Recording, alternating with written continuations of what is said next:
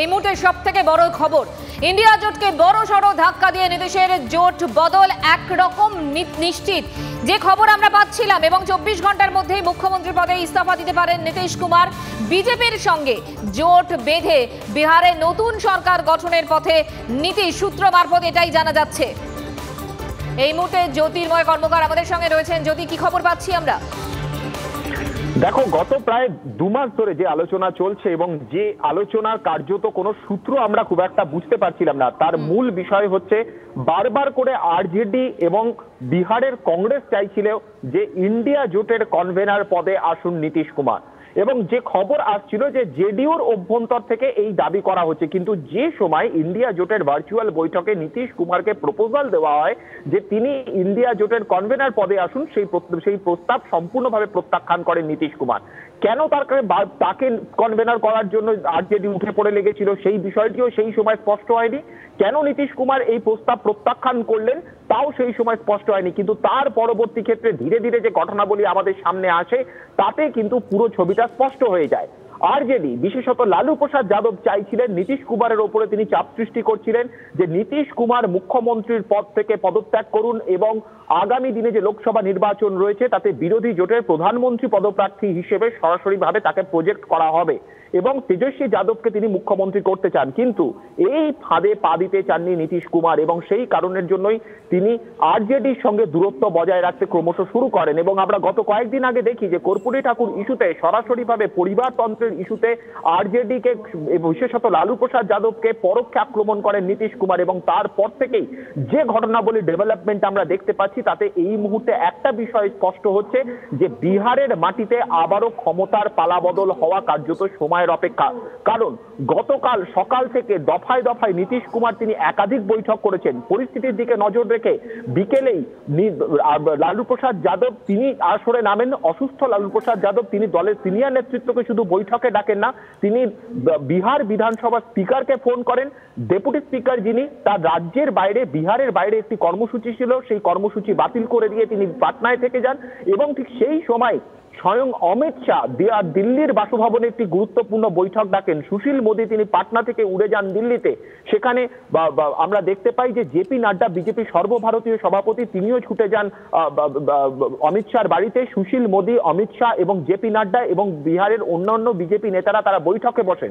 পরিস্থিতিতে কি অবস্থান নেওয়া হবে তা ঠিক করতে এলজেপির নেতা চিরাগ পাসওয়ান তিনি এলজেপি নেতাদের নিয়ে বৈঠক ডাকেন।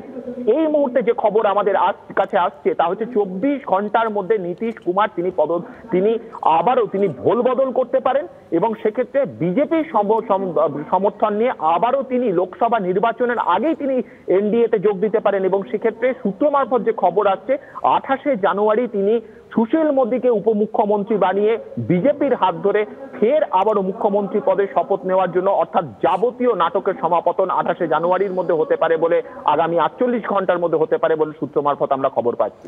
জ্যোতির্ময়, দুটো প্রশ্ন।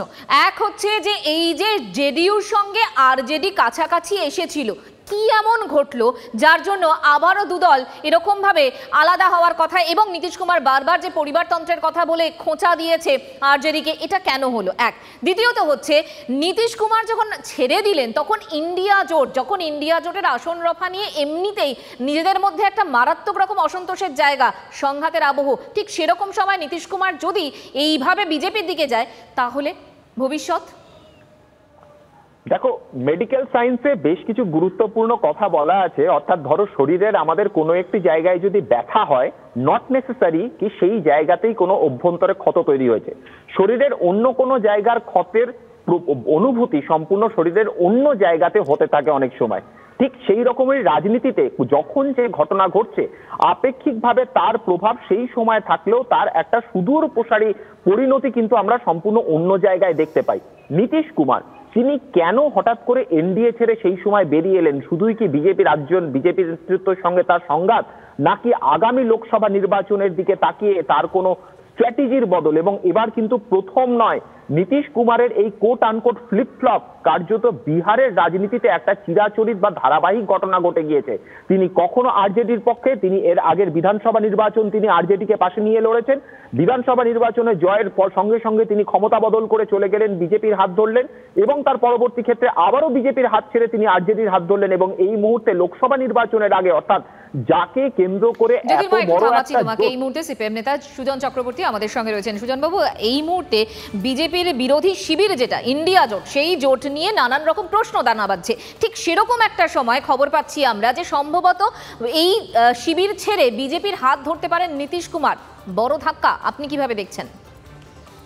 দেখুন, আমার তো সব ব্যাপার জানা থাকবার কথা নয়। বিহার, নীতিশ কুমার, অল ইন্ডিয়া, আমি পশ্চিমবাংলার ব্যাপারে যতটা রাখি, বাইরের সবটা অত বলতে পারবো না। ফলে সূত্র আপনারা যেমন পাচ্ছেন আপনাদের কাছ থেকে আমি শুনছি, আমার কাছে এর চাইতে বাড়তি কোনো নলেজ নেই।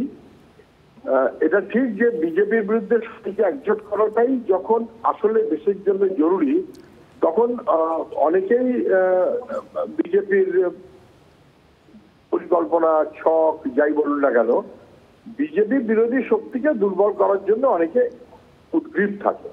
এবং অনেকেই বিভিন্ন সময় এনডিএ জোটে ছিলেন, তারপরে আবার এনডিএ জোট থেকে সরে এসছেন। আমরা পশ্চিমবাংলাটা যেমন টের পাই, বুঝি। মমতা ব্যানার্জি এনডিএ এর অংশীদার। এই যা সিটিজেনশিপ অ্যামেন্ডমেন্ট অ্যাক্ট সহ যা যা আমাদের বাংলার বিপদ, এই সমস্তগুলো যখন বিজেপি করেছে তখন উনি বিজেপির সঙ্গী ছিলেন এবং এখনো উনি বিজেপিকে সাহায্য করার মতন করেই চলেন। এইটা যেদিন ইন্ডিয়া জোটের মিটিং এ মমতা ব্যানার্জি হাজির হয়েছিলেন সেদিনও আমরা বলেছি এবং এখনো প্রত্যেক দিন সেটা স্পষ্ট হচ্ছে ওনার কাজ two opposition, to disturb with the opposition. সেটা মমতা ব্যানার্জিকে আমি যেভাবে বলতে পারবো, বিহার নিয়ে অতটা বলতে পারবো না, জানা নেই আমার পুরোটা।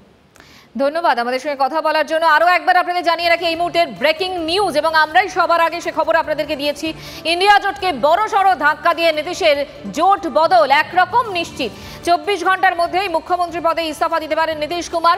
বিজেপির সঙ্গে জোট বেঁধে বিহারে নতুন সরকার গঠনের পথে নীতিশ, এই খবরই পাচ্ছি আমরা সূত্র মারফত। এবং 28শে জানুয়ারি নীতিশের নতুন সরকারের শপথ, একথাও জানা যাচ্ছে সূত্র মারফত।